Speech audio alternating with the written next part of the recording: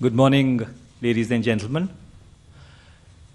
May I wish all of you a very happy and prosperous 2014 and welcome you to this press interaction of the Honorable Prime Minister. May I, with your permission, set the ground rules for this interaction, because I know that all of you would be anxious to ask your question, but obviously there is a certain paucity and a constraint of time. Therefore, the Honorable Prime Minister would read out his opening statement, and after that, I'll try and identify as many of you as possible so that you get a chance to ask that question. But I would request you to bear with me because, as I said, there is a certain limitation that we have in terms of time. And with that, I would request all of you to kindly switch off the mobile phones. And now I would like to welcome the Honorable Prime Minister and request him to please address all of us.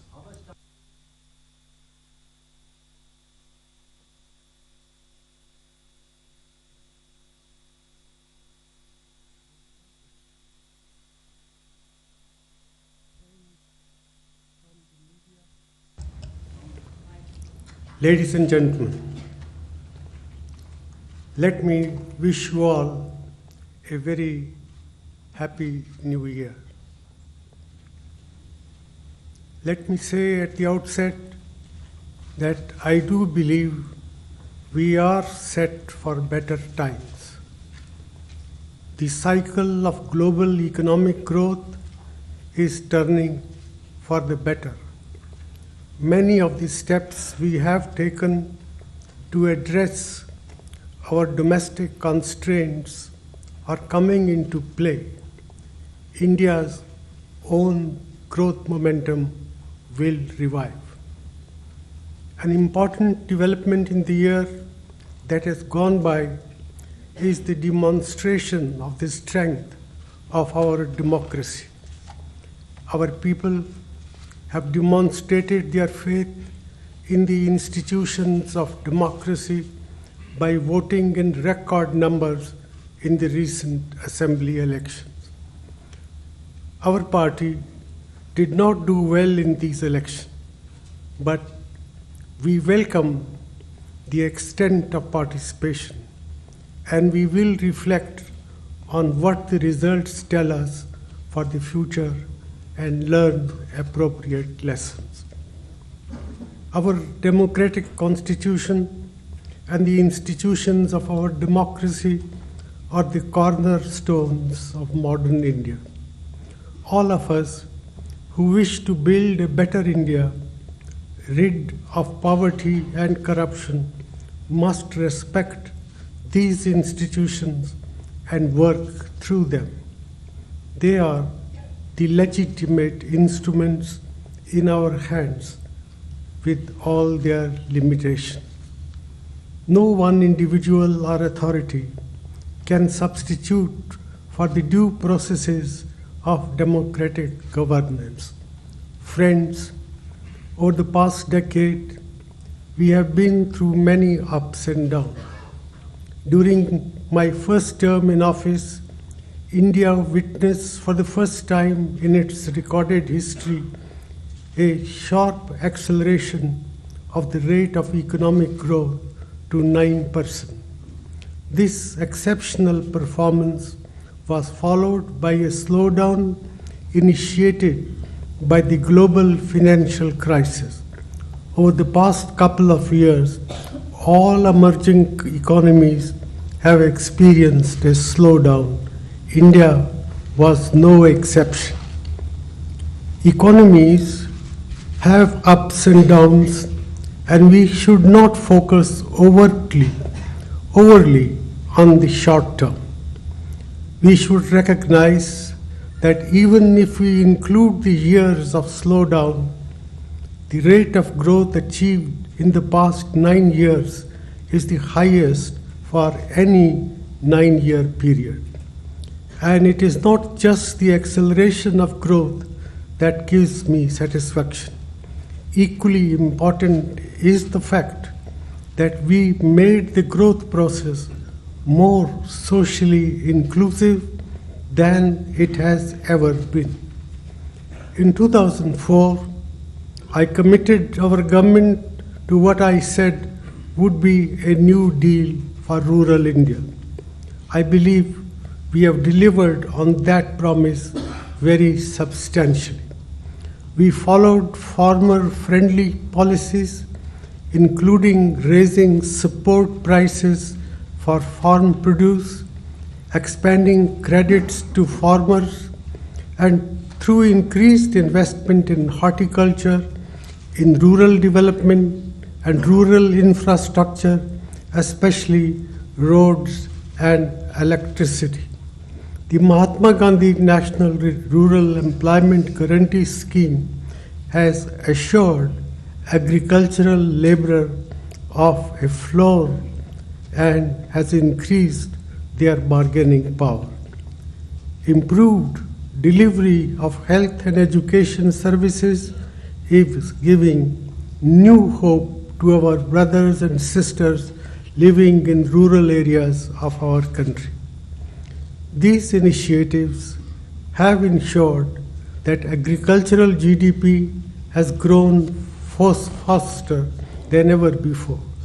India has become one of the world's largest producers of food grains, sugar, fruits and vegetables, milk and poultry.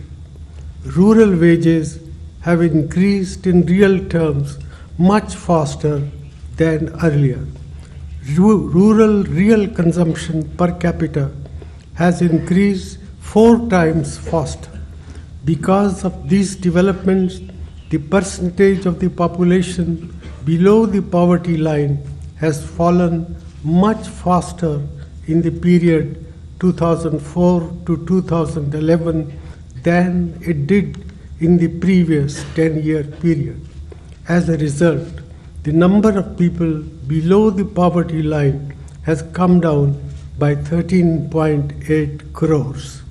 Friends, education has been a key element of our strategy to increase the productive capacity of our economy and improve access to better jobs.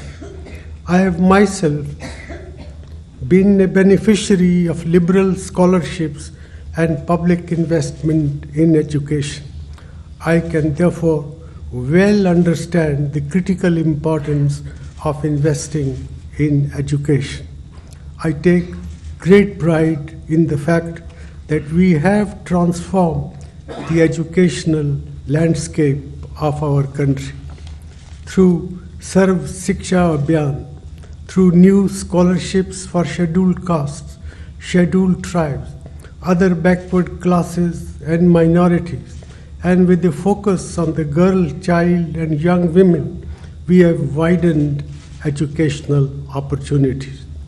We have set up new universities, new institutes of science and technology, new industrial training centers, and enabled the flowering of individual enterprise in skill building and education.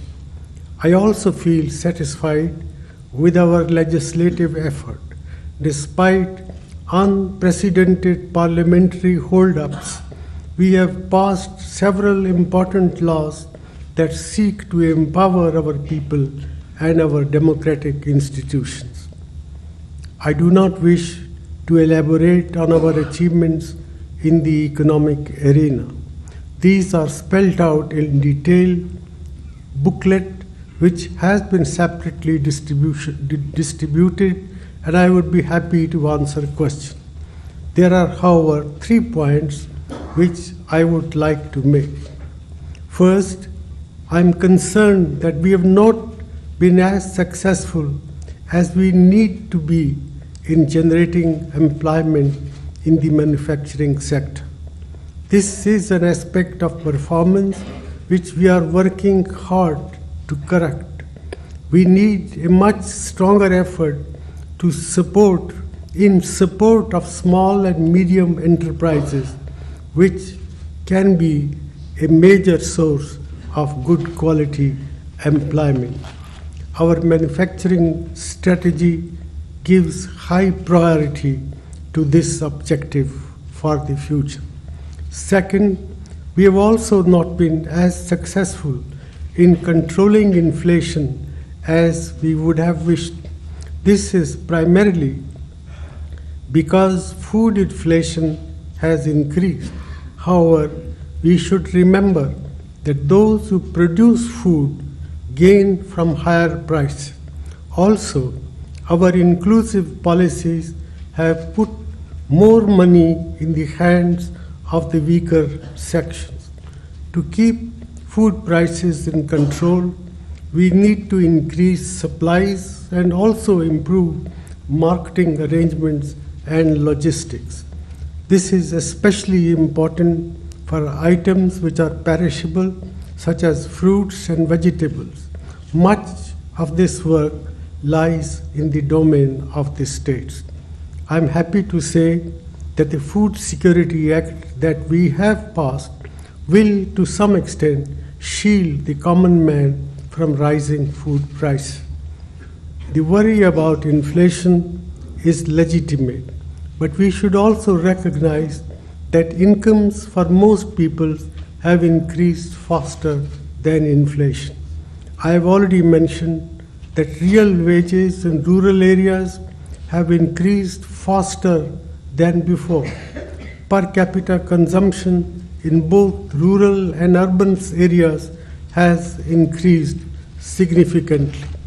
Third, we are deeply committed to the objective of combating corruption. An array of historical legislation has been enacted to make the work of the government transparent and accountable. Governance has been made more answerable as never before. Most of you have been routinely using the Right to Information Act to access government documents, which was not possible earlier. There is much public concern on high-profile allegations of corruption, notably in regard to 2G spectrum allocations, coal block allocations, and cases related to land. We have taken major steps to change the existing procedures for allocation of spectrum and coal by shifting to auctions so that these problems do not arise in future. Where some decisions taken earlier when allocations were made administratively have come under question, they are being investigated. Any wrongdoing will be punished through due process of law. Land issues are in the domain of state governments, and we have consistently advised state governments to ensure transparency in these cases. Let me conclude with a few words about the external environment. The one lesson we shall all learn from our experience over the past decade is that the world around us is becoming more challenging. This is both a function of our greater integration with the world and of the international community's expectations from a rising India. This is India's manifest destiny. We should recognize it as such and learn to deal with it. India will continue to invest in its defense and national security, in providing security to its own people and ensuring regional security and stability. At the same time, we will continue to seek better relations with our immediate neighbors, knowing that the destiny of the Indian subcontinent is linked through a shared history and a shared geography. It has also been my effort to build long-term, stable, and mutually beneficial relations with all major powers and all our Asian neighbors. We should continue to benefit from global opportunities and contribute to global efforts in creating and managing global institutions to deal with global challenges. Friends, I have enormous confidence in our people's ability to deal with challenges at home. In a few months' time, after the general election, I will hand the baton over to a new Prime Minister. I hope it will be a UPA chosen Prime Minister, and our party will work to that end in the campaign for the general election. I am confident that the new generation of our leaders will also guide this great nation successfully through the uncharted and uncertain waters of global change. As we enter the new year, we will continue to implement our policies with vigor and commitment, aiming to revive growth, promote enterprise, generate employment, eliminate poverty, and ensure the safety and security of all our people, particularly our women and children. Our government will work ceaselessly till its last day. Thank you and Jai Hind. I thank the Honorable Prime Minister for his opening remarks. The first question would go to the Honorable Representative of the Press Trust of India, Mr. Ajay Kaul, or his colleague right there. My request would be that while I'll try and identify as many people as possible, when you ask the question, if you could identify yourself and the organization that you represent. Hello sir, Ajay from PTI. So my question is, after this assembly elections, there is a... Sir, he's right. After the assembly elections, the Congress, in which Congress faced drubbing, much of churning is going on within Congress. Do you think Congress should now formally announce a PM candidate? Well, the Congress President has already answered that question. We will announce our candidate for the Prime Ministership at an appropriate time. The second question would go to the Honorable Representative of the Dainik Bhaskar newspaper, Mr. Prakash Pandey, if he's there, if he could identify himself. Pankaj Pandey.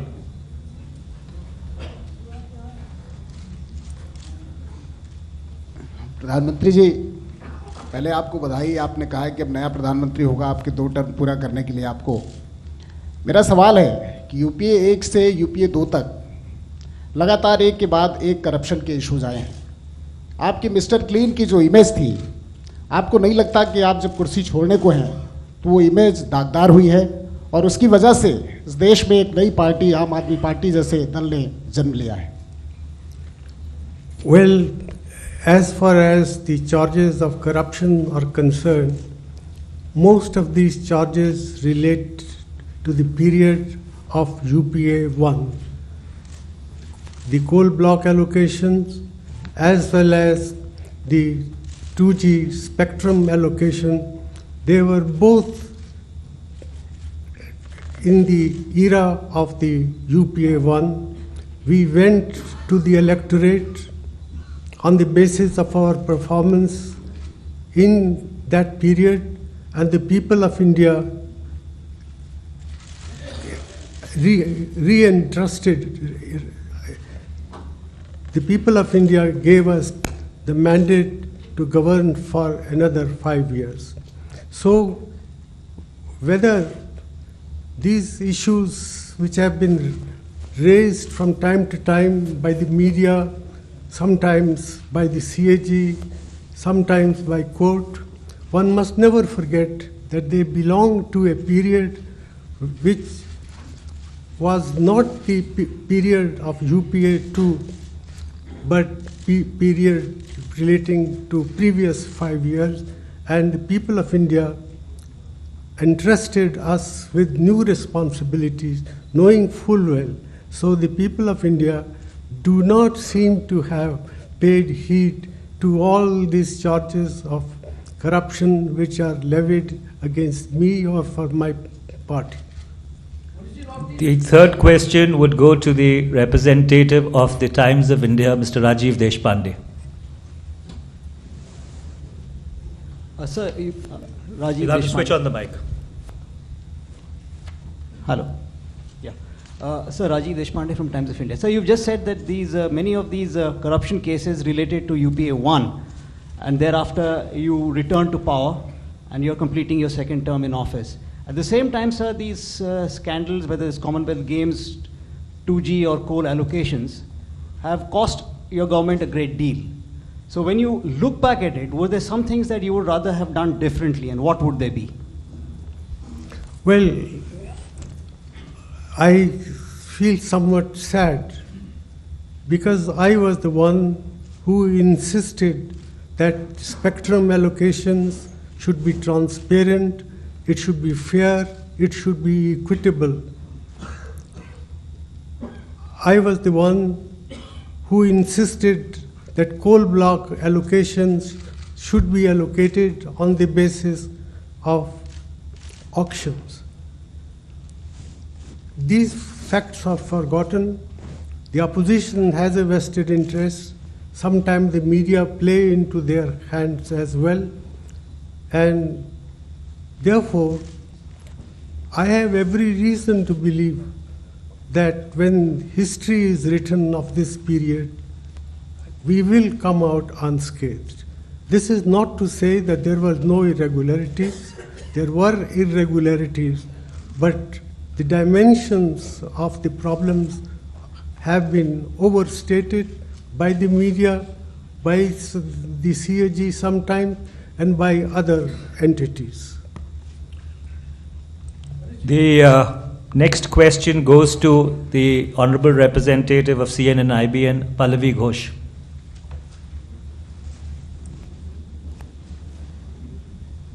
I'm Pallavi, I'm from CNN-IBN. Need to switch on the mic, please.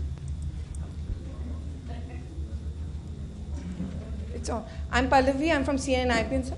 You did indicate in your opening speech that you rule yourself out of a third term should the UPA come back to power. So is it Rahul Gandhi's time? Would you want him to be named as the prime ministerial candidate? And do you rule out an active political life after 2014 elections for yourself? Well, I have indicated in my opening remarks that I am not going to be a candidate for the prime ministership if the UPA were to come back into power.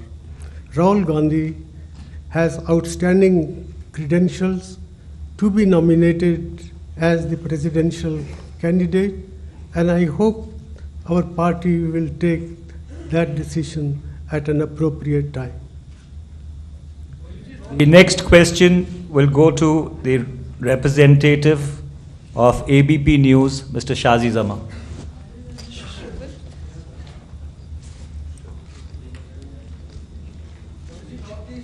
I'll come to everybody.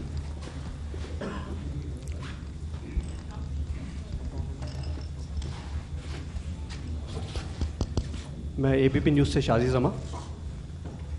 पिछले 9-10 वर्षों में क्या कभी ऐसा मुश्किल वक्त आया कि आपको लगा कि आपको इस्तीफ़ा दे देना चाहिए?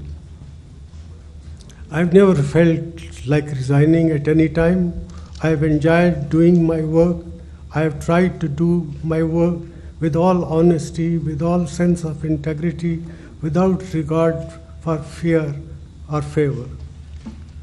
The next question goes to the Honorable Representative of the Malayalam Manorama, Mr. Sachidanand Murthy. Right there, please.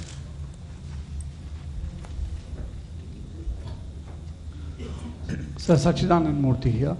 So basically looking at UPA 1 and UPA 2, UPA 1 benefited from having a common minimum program, an active coordination committee, but you jettisoned that for UPA 2. Did it come in the way because you shed very valuable allies like Trinamool and DMK? Do you think by hindsight, do you think UPA 3, if it comes to power, should have a CMP? Well, it's too early to judge the shape of things to come for UPA 3.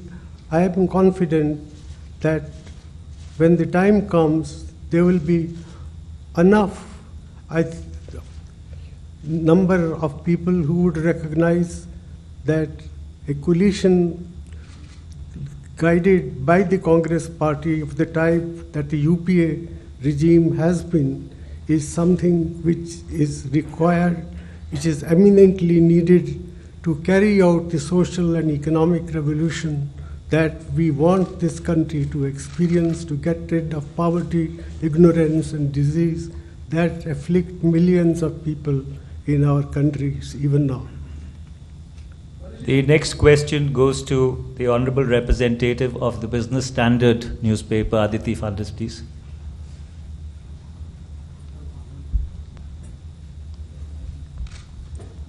Prime Minister Aditi Fadnis from the Business Standard newspaper.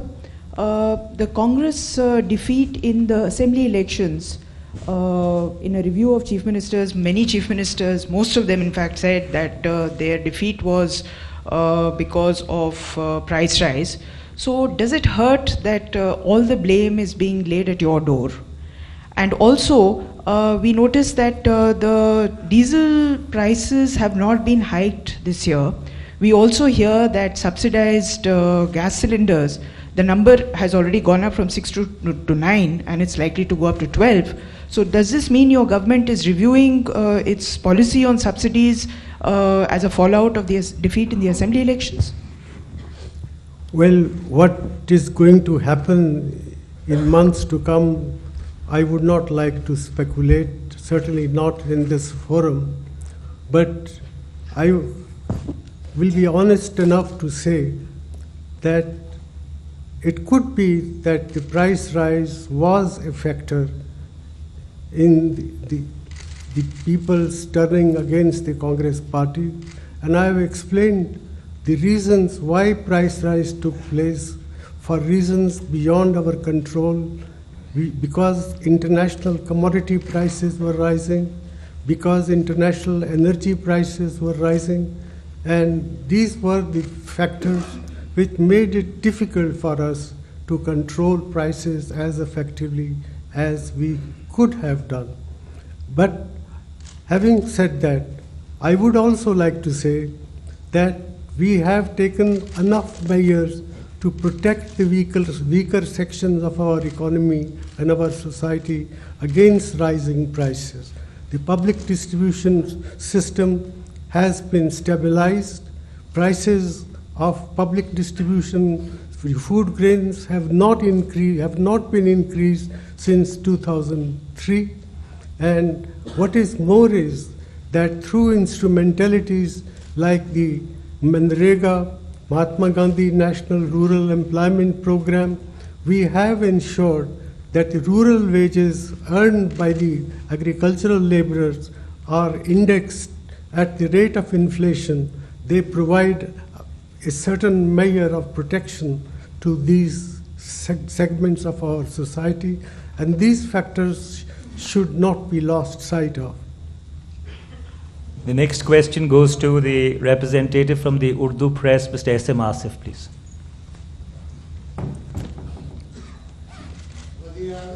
आपसे मेरा सवाल है कि Sachar committee की report पर जब manifesto आपका आया था तो आपने कहा था हम लागू करेंगे। आपने इन 5 सालों में बहुत सारी स्कीम माइनॉरिटीज़ के लिए दी, लेकिन ये क्या वजह है कि ये माइनॉरिटी की स्कीम आवाम तक नहीं पहुंच पाती है? हमने सच्चर कमेटी की सिफारिशों को लागू करने में काफ़ी काम किया है, और मुझे दुख से कहना पड़ता है कि ये तमाम आवाम तक नहीं पहुंच सका।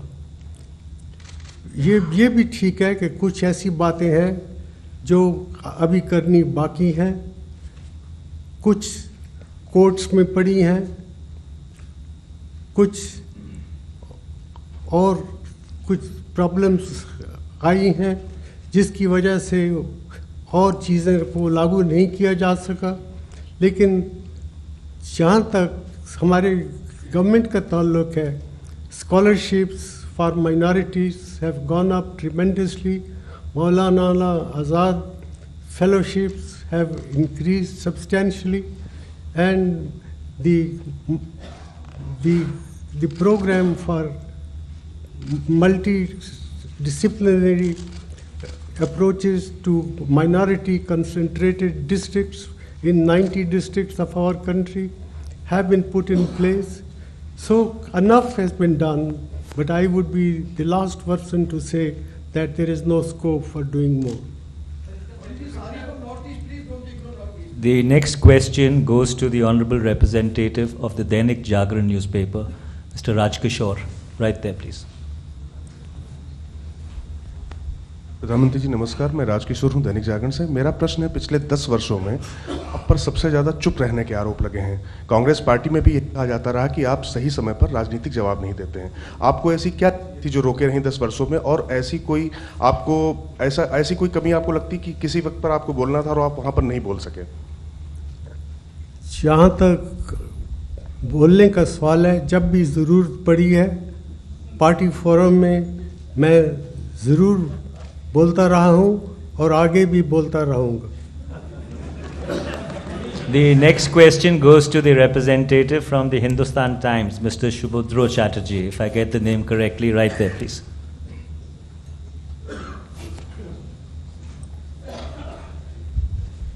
So this is Shubhodro Chatterjee from Hindustan Times.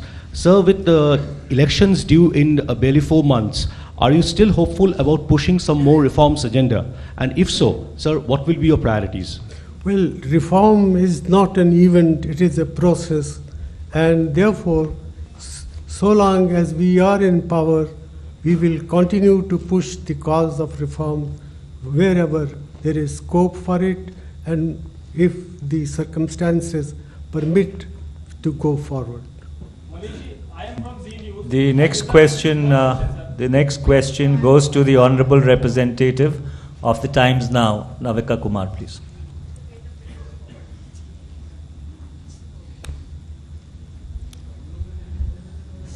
So I'm Navika Kumar from Times Now, and my question to you is again related to corruption. You, time and again, every year, have written to your ministers to write down and submit to your office all their business interests so that decisions taken by them can be transparent. Now we see a similar example happening in a Congress-ruled state in Himachal Pradesh. Veerbhadra Singh sitting in cabinet meetings deciding on issues that are related to a company when his family and he himself have business involvement with that company. Do you think that's proper? I'm sorry, I'm not able to comment on what you're referring to happening in Himachal Pradesh. I have seen some newspapers reports. I've also received a letter on 29th of December by Shri Arun Jaitley, but I haven't had the time to apply my mind to it about what is the truth in these allegations. Next question goes to the representative of NDTV Hindi, Mr. Himanshu Shekhar, please.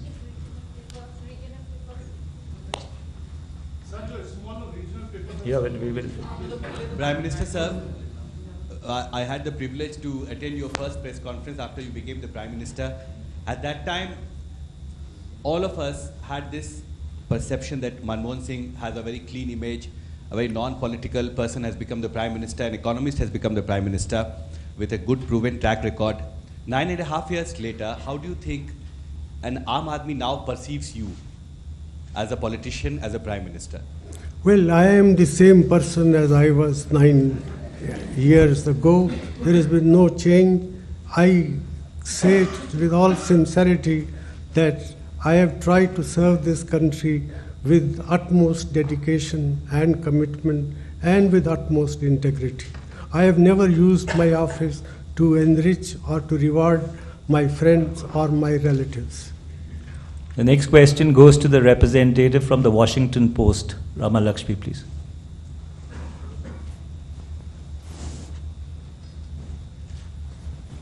Mr. Prime Minister, I would like to ask you about the state of India-US relations now. This has been a big agenda in UPA-1 with the nuclear deal. But now, as your term comes to an end, it looks like it has hit rock bottom again. Would you like to comment on that? Well, our government attaches highest priority to strengthening the strategic partnership between our two countries. There have been recently some hiccups, but I sincerely believe that these are temporary aberration, and diplomacy should be given a chance to resolve these issues that have arisen.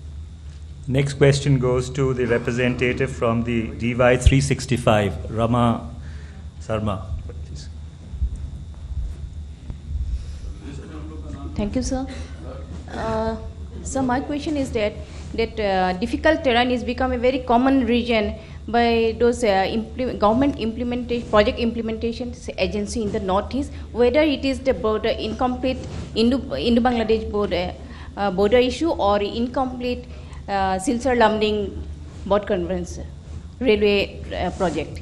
So what is the things that do you feel, your government has ever tried to overcome this difficult terrain issue? I have not understood it. Difficult terrain is always a common phrase for the government project implementation agency in the northeast. What she's saying. Terrain, yeah. The difficult terrain. Whether it is incomplete border issue, last mile. Well, incomplete fencing of the border issue. Well, that's very true. I mean, if you're talking about fencing of the border. Yeah, and the incomplete that other project also in the Yes, Assam and northeast. I think fencing and some of these other projects have been facing some difficulties because of difficulties of terrain. There is no doubt about that. So can I ask one more question regarding the animals distincts, rhino killings, sir? This is very important for us. So rhino killings has become rampant in Assam. Assam government raised forest guard, forest battalion to stop this, but still this is going on. Do you feel central government should step in to protect rhino? Rhino is a national asset. Every effort should be made and will be made to protect this precious animal. The next question goes to Mr. Alok Mehta, please.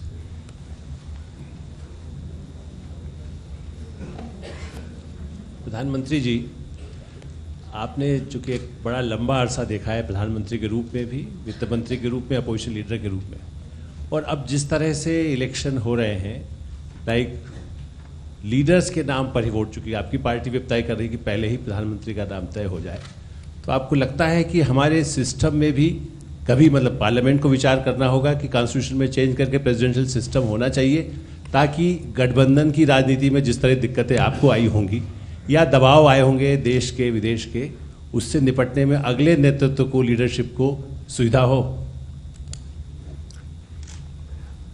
I haven't thought through this question in any depth, but it is my preliminary reaction that the parliamentary system of government is the best suited for a country of India's complexity, of India's diversity, that a presidential type of system would be counterproductive. The next question goes to the representative from NDTV English, Mr. Sunil Prabhu.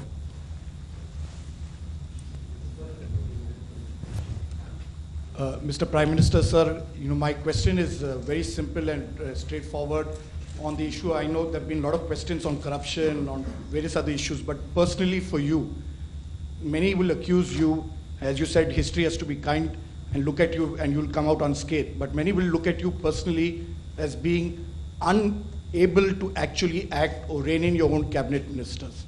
The fact that you allowed a situation to go out of hand, that you failed to act politically, which was required, and that you kept going back to a core group or to various other people but refused to act, and that is why we came to a stage where even the Supreme Court asked the Prime Minister's office and even indicted it for various acts of omission and commission.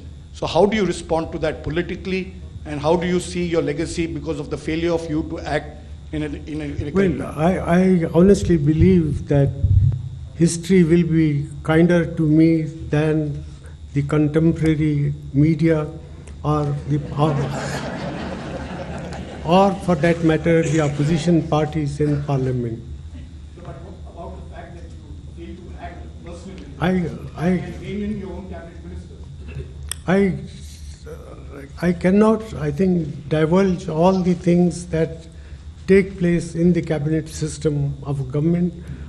I think, taking into account the circumstances and the compulsions of a coalition polity, I have done as best as I could do under the circumstances.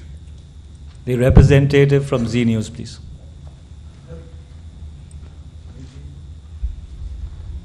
Thank you Manish ji. और प्रधानमंत्री जी, सबसे पहले आपका धन्यवाद कि मुझे इस सवाल पूछने का मौका मिला। मैं आपको जी मीडिया के एक नेशनल चैनल और 8 रीजनल चैनल के 200 मिलियन व्यूवर्स की तरफ से आपसे एक सवाल पूछना चाहता हूं कि जब आप कहते हैं कि प्रधानमंत्री के तौर पर आपका जो है कार्यकाल अब आप पूरा करने जा रहे हैं और बैटन आप राहुल गांधी को आप इंडिकेट कर रहे हैं, मेरा सवाल आपसे यह है कि जब मुकाबला होगा तो राहुल गांधी वर्सेस नरेंद्र मोदी का मुकाबला होता है। नेचुरली आप राहुल गांधी के साथ खड़े होंगे क्योंकि आपकी पार्टी के, लेकिन क्या आप मानते हैं कि मुकाबला बराबरी का होगा और 2014 में वाकई आप राहुल गांधी के नेतृत्व में सरकार बना पाएंगे या आपको विपक्ष में बैठना पड़ेगा? Thank you very much.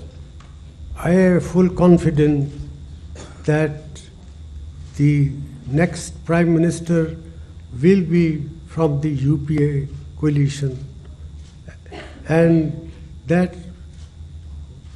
without discussing the merits of Mr. Narendra Modi, I sincerely believe that it would be disastrous for the country to have Narendra Modi as the Prime Minister. The next question goes to the representative from the Indian Express, Mr. Manish Chibber, if he's here, please. Yeah, right here. Ye niche.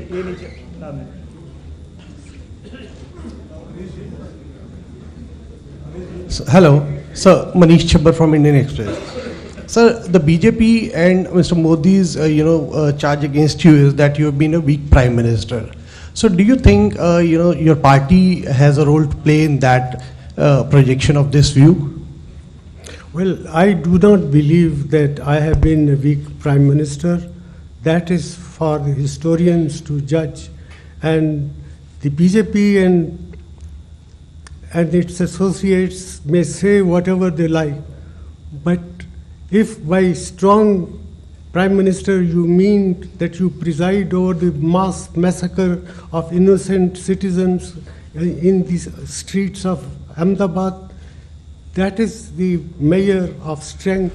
I do not believe that sort of strength this country needs, least of all in its prime minister. The representative from the Hindu, Mr. Praveen Swami, do I see him? Right there, please. Prime Minister, Pratidhvani from the Hindu, on a slightly different topic. It's been widely reported that in your first tenure, you were on the verge, by some accounts, of a historic deal with Pakistan on Jammu and Kashmir. When you look back on your 2 terms, will you feel historic opportunities were missed? And do you believe the prospects of durable peace settlement will still remain in reach for your successor? Well, I have tried to improve relations with all our neighbors to the best of my ability, and at one time it appeared that important breakthrough was in sight. Events in Pakistan, for example, the fact that General Musharraf had to make way for a different setup, I think that led to the process not moving further.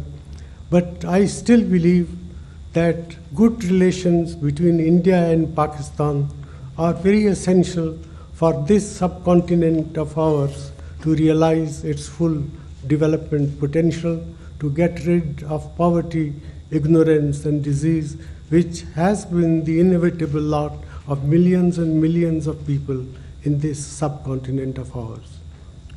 And now the representative of the public broadcaster, the person from Doordarshan, please. There he is. प्रधानमंत्री जी, मैं अशोक श्रीवास्तव हूँ DD news से। प्रधानमंत्री जी, जब आप वित्त मंत्री थे तो आप जो आर्थिक उदारवाद की जो नीतियाँ शुरू की, आपकी वित्त मंत्री के रूप में उस विरासत को आज भी देश याद करता है। अब आज जबकि आपने ऐलान किया है कि अगली बार आप प्रधानमंत्री पद की दौड़ में नहीं होंगे, तो प्रधानमंत्री के तौर पर आपकी विरासत को आपको क्या लगता है देश कैसे याद रखेगा? और इसके साथ एक छोटी सी चीज़ और जोड़ना चाहूँगा कि पिछले 10 सालों में आपकी उपलब्धियों का लेखा जोखा तो इसमें है, लेकिन आपको क्या लगता है क्या 10 सालों में आपने मिस किया जो आप हासिल करना चाहते थे देश के लिए, जो आप हासिल नहीं कर पाए इन 10 सालों में? Well, I have done as well as I could under the circumstances. It is for the historians to judge how successful I have been. My own feeling is that we have maintained and sustained the momentum of rapid economic growth. And if you look at the period of 9 years that we have completed, compare it with the preceding 6 years of the NDA, I think it emerges very clearly that in most indicators of performance, our performance has been superior to that of the NDA period. The representative from the digital media, Sheila Bhatt from the Rediff, please. Right there.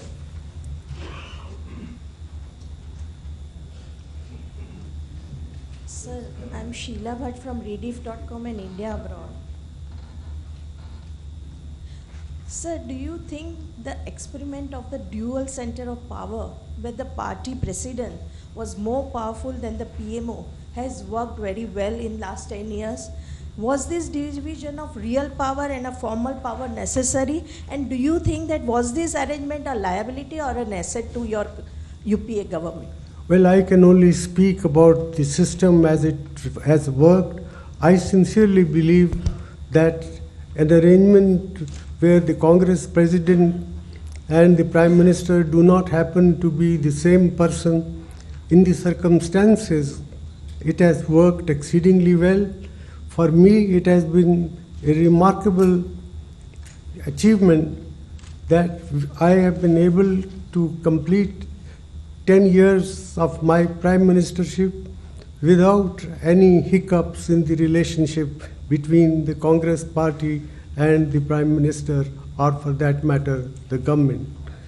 For me, Mrs. Gandhi's support has been enormous help in dealing with very complex issues, and the fact that she was there to back me up facilitated my task as Prime Minister in more than one ways.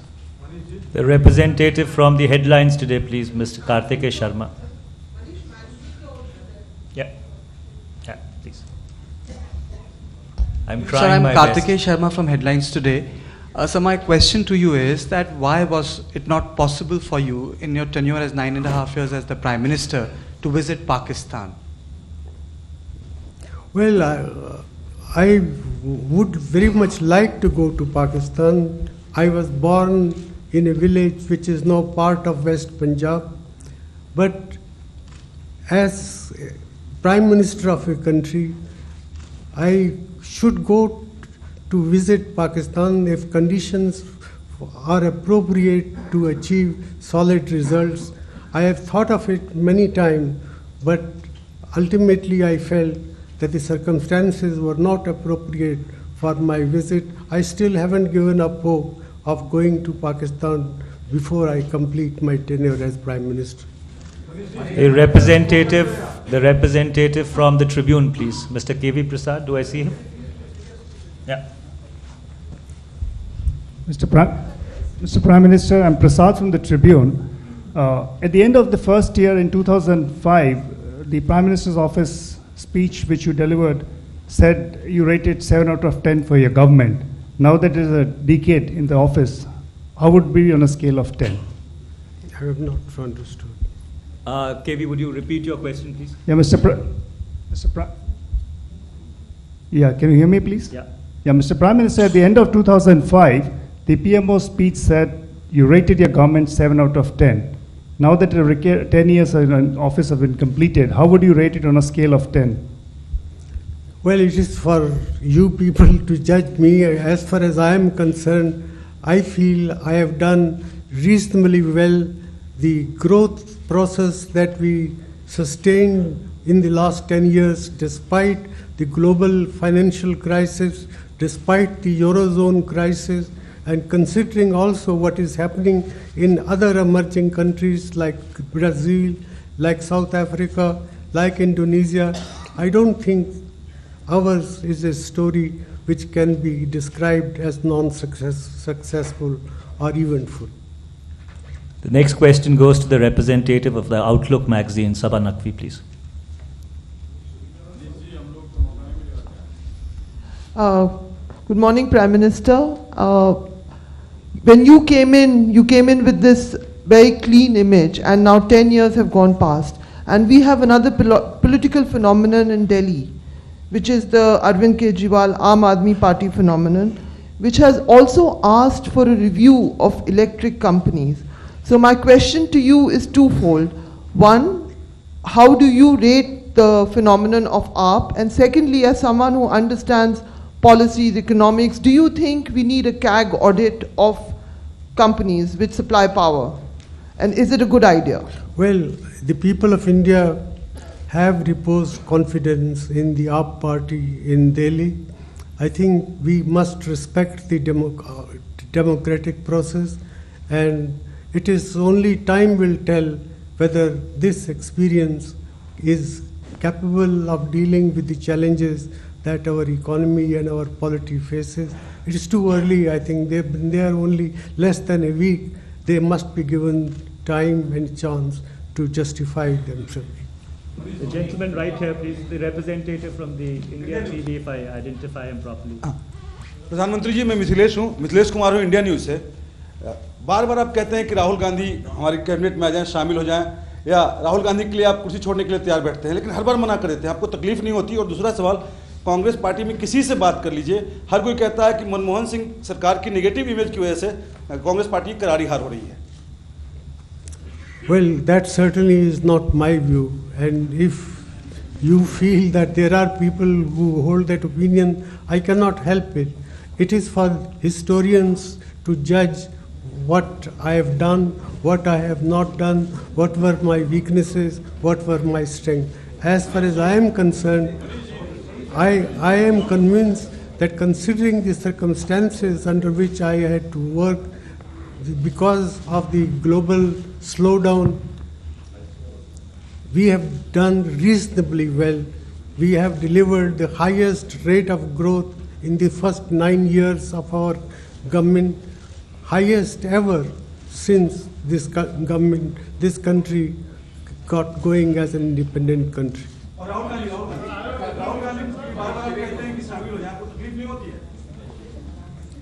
No, I have always felt that our government would have been strengthened if Rahul Gandhi was part of the government, but Rahul felt that he had responsibilities to the parties which did not permit him to join the government, and I respect his sentiment. The lady there in the corner, please, if I identify her correctly, Renu Mittal.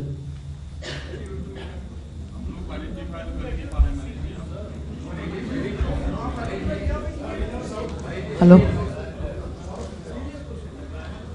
Mr. Prime Minister, good afternoon. It's, I think, afternoon now. Sir, there's been a clamoring within the Congress party that they needed a political face before they went to the elections. Now, did the Congress leadership ever hint to you that maybe it would have been better if you had stepped down before the elections? Because you see, from whatever you've told us in the last 1 hour, you have not really taken the blame for any of the acts of omission and commission of this government.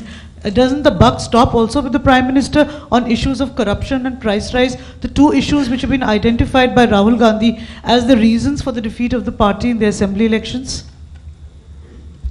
Well, I have said what I have to say, but nobody has asked me to step down because of any inadequacies that may have characterized my tenure as Prime Minister.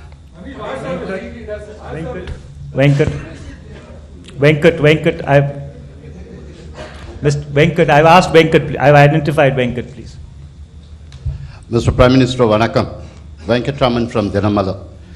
I just wanted to ask two clarifications from you. One, when you talk about Tamil Nadu, there are two major issues you know well. One is the Sri Lankan problem, Sri Lankan Tamil issue. Other one is Tamil Nadu fishermen. According to you, when are you going to find a permanent solution for the Tamil Nadu fishermen, number one? Number two, when your government is so concerned about Devayani, the Indian diplomat. But at the same time, you're not bothered about the Sri Lankan Tamils, which is a part of Indian origin. Why this partiality? Why the stigma, the treatment towards the Sri Lankan Tamils? Well, it is not true that we are not concerned about the well-being of the Tamil population in Sri Lanka. We have consistently made every effort to persuade the government of Sri Lanka to address the genuine problems of the Tamil population of Sri Lanka. We'll continue to do so in the future as well. As far as the fishermen's fate is concerned, we have on innumerable number of occasions discussed this matter with the government of Sri Lanka, and now we find that in the northern Sri Lanka, we have a government of the Tamil population themselves. We feel that there is an opportunity for the Tamil population of Sri Lanka and the Tamil population in Tamil Nadu to sit together to work out an arrangement between the fishermen of the two countries which will be mutually satisfactory. I think this thing is going to happen. This is the only way in which this problem of fishermen in both countries can be resolved. Liz Matthews from the Mint, please. Liz Matthews from the Mint. Sir, what would you say as the best and the lowest moment in your term as the Prime Minister in the last 1 decade? I'm not sorry. Liz, could you repeat your question, please? What would you say as the lowest and the best moment or achievement in your term as the Prime Minister in the last 1 decade? The best and the lowest moments. Well, I will need time to reflect on this, but certainly I think the best moment for me was when we were able to strike a nuclear deal with the United States to end the nuclear apartheid, which had sought to stifle the processes of social and economic change and technical progress of our country in many ways. The gentleman in the tan coat there, please. वो आपके पीछे, संजय आपके पीछे, उसके बाद मैं आप सभी को बारी देने की कोशिश कर रहे हैं. उनको, हाँ, इनको. Could you identify yourself, please? Sir. आज तक से जिस तरह से आम आदमी पार्टी ने करप्शन को कोर इशू बनाया और दिल्ली का इलेक्शन जीत गई, बड़ी पार्टियों को पीछे छोड़कर सरकार बना लिया, आपको क्या लगता है कि नेशनल पार्टीज के लिए, बड़ी पार्टियों के लिए इसमें कोई मैसेज है? और इससे क्या आपको लगता है कि लोकसभा चुनाव में अब कांग्रेस के सामने नरेंद्र मोदी के अलावा अरविंद केजरीवाल भी एक चैलेंज हो गए? Well, corruption is an issue, and certainly the AAP party has been able to make a success of their concern for eradication of corruption. Whether they will succeed or not, I think that only time will tell. I have a feeling that dealing with corruption is not an easy process, even though there may be opportunities as well as challenges. We must collectively grapple with the task of dealing with corruption. This is not a matter which only one party can accomplish. Various political parties have to work together to deal with this monster. Mr. Harish Gupta from the Lokmat, please. Mr. Prime Minister, my name is Harish Gupta. I would like to ask you and remind you of 2010 when you addressed the press conference saying that you have an unfinished agenda and a lot of things to be done.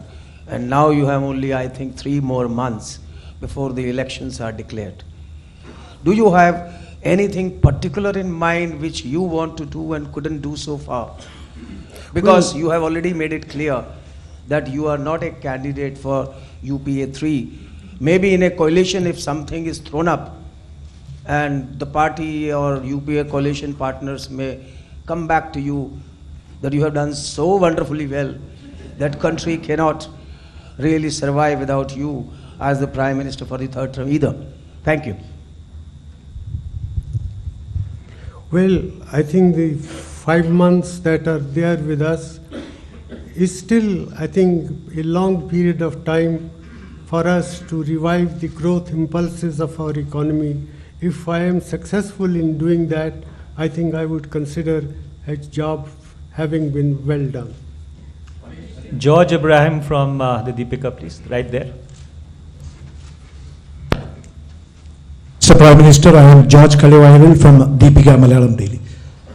You know, you are going to my state Kerala tonight, and two burning issues are in Kerala right now. One is the Kasturi Rengan report, which is hurting the sentiments of the farmers, and the other is the LPG price rise. And will you be announcing, at least there was indications that the government will be coming out with 12 subsidized cylinders. Will you be announcing that? And will you be announcing a relook into the Kasturi Rengan report? Well, as far as the Kasturi Rangan report is concerned, this is still in the stage of being discussed with various state governments. No final decision has been taken. And as far as raising the number of cylinders that will be made available to the people, I think no decision has been taken as of now. Sanjay Mishra, please. Could you identify the publication that you represent? Sir, मैं संजय मिश्रा अमर उजाला से हूँ. मेरा सवाल sir Sikh दंगों को लेके है. जब आप प्रधानमंत्री के रूप में आए थे तो आपने अमृतसर जाके सिखों के घाव पे मरहम लगाया था और उनको न्याय दिलाने की बात कही थी. पर 10 साल बीत गए. एक तरफ आप स्नूप गेट के लिए एक स्पेशल टास्क फोर्स जुडिशियल बनाते हैं, लेकिन सिख विरोधी दंगों के जो पीड़ित है आज भी सड़क पे दौड़ रहे हैं न्याय के लिए. क्या एक प्रधानमंत्री के रूप में आपको इस बात का अफसोस नहीं है कि 10 साल तक आप उनको न्याय नहीं दिला पाए? Well, if you're talking about the Sikhs who suffered in 1984 riots, I think our government has done quite a lot, and I used the opportunity of a discussion in Parliament to publicly apologize to the Sikh community on behalf of the government of our country for what had happened in 1984. It should never have happened. And as far as the compensation is concerned, I think one can never give adequate compensation to compensate for the loss of valuable lives, but wherever possible, we had provided succor to the suffering families of these Sikhs of 1984 riots. Manini Chatterjee, if I see her behind the cameras.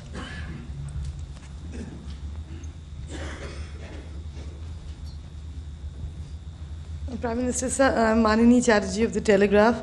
You've already declared that you will not be, you're not a candidate for a UPA 3 if it were coming, if it so happened that the UPA 3 were to come.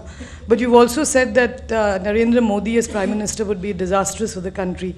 So after the 2014 election, do you plan to just retire and write your memoirs and play with your grandchildren, or are you going to play an active role either in the opposition or in the government, even if you were not the Prime Minister? I haven't thought through, I think, that process. It's too early. I have still 5 months to complete my present tenure, and therefore when I reach that stage, I will cross that bridge. IBN 7 से प्रबंजन. Mister prime minister, मैं नीरज हूं IBN 7 news channel से. मैं आपसे पूछना चाहता हूं कि आपके करीब 9.5 साल के कार्यकाल में ये एक परसेप्शन रहा कि फैसले 10 जनपद में होते हैं, उनका ऐलान 7 RCR या PMO से होता है. कांग्रेस अध्यक्ष सोनिया गांधी या उपाध्यक्ष राहुल गांधी का अगर इशारा भी हो तो सरकार उसे अमल में लाने में, उसका ऐलान करने में बिल्कुल देर नहीं लगाती. इस परसेप्शन, इस छवि के बारे में आप क्या कहेंगे? Well, it is not a disadvantage. The Congress party president or the vice president, if they have any views, they ought to be reflected in the thinking of the government to the extent that it is possible. And I think it is not a disadvantage or a drawback in the system that we have operated. The fact that Mrs. Gandhi, or for that matter Rahul Gandhi, were there to back the government up is something which has enabled us to deal with many difficult moments in these 9.5 years. There were, of course, times when they differed from what the government had done. The government reconsidered those issues, and I don't think this is wrong or a disadvantage to make corrections if the party leadership feels that such corrections were required in the national interest. The honorable lady there in the black coat, please. Could you identify yourself? Smita Prakash of ANI. You talked a lot about your pride and satisfaction in many decisions that you took as Prime Minister. What would be your regrets, at least 2 regrets that you had that in the 9.5 years you couldn't deliver on something that you wanted to very badly? Thank you. Well, I'm sorry, I haven't thought through this matter, but certainly I would like to do a lot more in the area of healthcare for children, healthcare for women. The National Rural Health Mission that we started has achieved impressive results, but a lot more needs to be done. The lady right there behind her, please. Yeah, Padma Rao Sundarji, Dr. Manmohan Singh, I write for Die Welt, German newspaper. On behalf of the European media, I'd like to ask you, you started your address by speaking of better times in terms of the economy. From the foreign investors' point of view, and since we are in the era of coalition governments pretty much, would you say that the gloom is lifting also in terms of FDI, foreign investment? What would you like to say to foreign investors who have for the several years been a little skeptical about investing in India? India provides a hospitable environment for foreign direct investment. We will continue to do so. We will continue to improve upon our practices wherever they are needed. Sindhi पत्रकारिता के प्रतिनिधि. Sir, thank you very much Manish ji कि आपने एक बहुत छोटे समाचार पत्र को भी स्थान दिया जहां हमारे इतने बड़े बड़े चैनल और पत्रकार हैं. माननीय प्रधानमंत्री जी, मेरा आपसे एक सवाल है कि पिछले 10 सालों में आपने बहुत ही आर्थिक सुधार के कार्यक्रम किए जो आपने बताया. आप आरटीआई बिल लेके आए, रिसेंटली आपने लोकपाल बिल पास किया.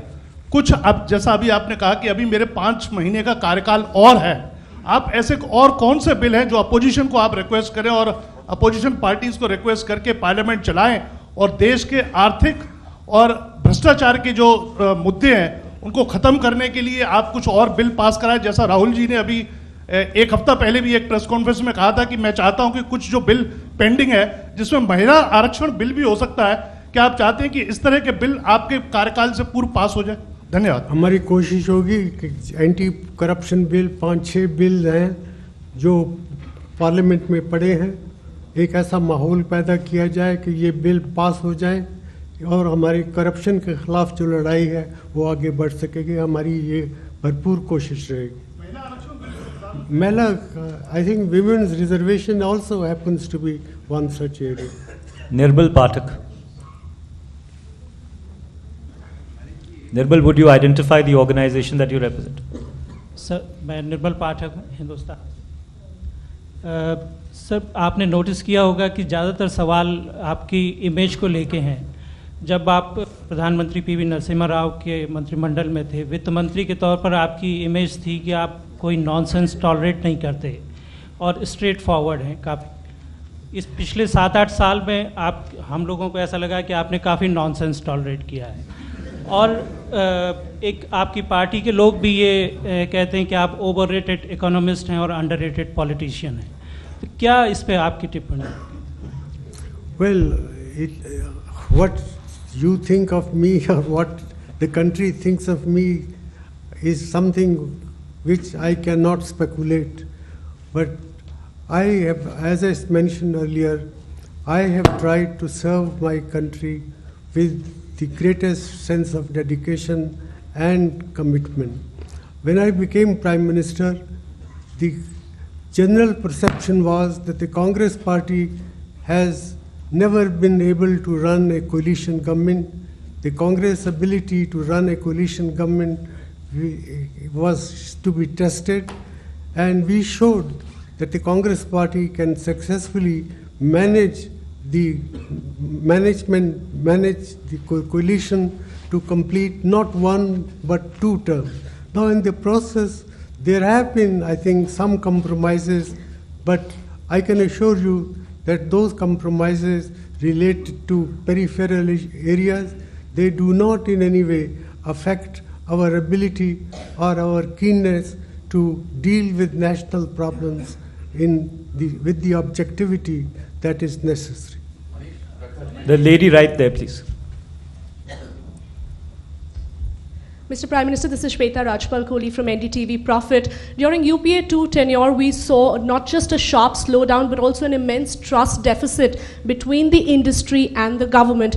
Were you really saddened by the sharp criticism that came from some top industry leaders? Also, if we were to identify the domestic factors that led to the slowdown and the trust deficit, what according to you tops the list? Well, there were domestic factors as well, but more important was the role of international factors. First, the global slowdown of 2008-2009, then the Eurozone crisis. But I would be the last one to say that there were no domestic factors. There were infrastructure bottlenecks.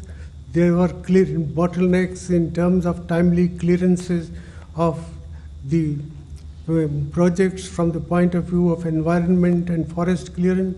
So these were also factors which influence both the international factors and the domestic factors to combine to contribute to a slowdown in the rate of economic growth of our. Pardon? Sanjeev Trivedi, please. प्रधानमंत्री जी, मैं सहारा India media को represent करता हूं और मेरा नाम संजीव त्रिवेदी है। पिछले दिनों जब 4 राज्यों में चुनावी हार हुई कांग्रेस की, तो आपके पार्टी के लोग भी ये मानते नजर आए कि दरअसल ये विपक्ष की उपलब्धि नहीं है, बल्कि केंद्र सरकार कई मुद्दों पर, कई संजीदा मुद्दों पर नॉन परफॉर्मर साबित हुई और इस कारण से हार हुई। इस आलोक में मेरा आपसे ये सवाल है कि क्या आप अपने मंत्रियों का पीरियोडिक अप्रेजल करते हैं, और अगर ऐसा है तो क्या उसका बारीकी से रिव्यू भी होता है, और आपको लगता है कि इस तरह के रिव्यू को सार्वजनिक किया जाना चाहिए ताकि पता चल सके कौन मंत्री या कौन मंत्रालय नॉन परफॉर्मर हुए? Well, it is an ongoing process. My office monitors all major sectors, particularly the infrastructure sectors, and if there are any weaknesses in the functioning of any one particular sector or ministry, these things are discussed in the cabinet from time to time. The gentleman right there, please. In the second row, right here. Yeah, please. Afternoon, sir. My question really relates to the opening part of your comments. Would you kindly identify yourself? So sorry, Siddharth Zarabi from CNBC TV 18. Sir, at the opening part of your remarks, you spoke about growth momentum coming back. But the fact on the ground is that if you see prices across all sectors, energy prices, telecom prices, airline prices, general consumers from the middle class, those prices are running out of hand. And you spoke about inflation also. You have 5 months left, like you said. Is there any possibility that perhaps because of the political imperatives that this government and your government can get a handle on inflation finally at the very fag end of your tenure? Well, we'll certainly make every effort. We are trying to do that. And the Vice President of the Congress Party, Mr. Rahul Gandhi, convened a meeting of Congress Chief Ministers to discuss what can be done in the Congress-ruled states to bring prices under control as well. May I apologize from those who I could not identify. It's there'll be another time. I would like to thank the Honorable Prime Minister and thank all of you for this very stimulating interaction. Once again, my sincerest apologies. I know that a lot of you wanted to ask questions. I've tried my best to go across the hall. The Prime Minister has been extremely patient and has answered your questions. Thank you once again very much. And I promise you that I'll request the Prime Minister to be with us another time to address the questions which the rest of you have. Thank you very much.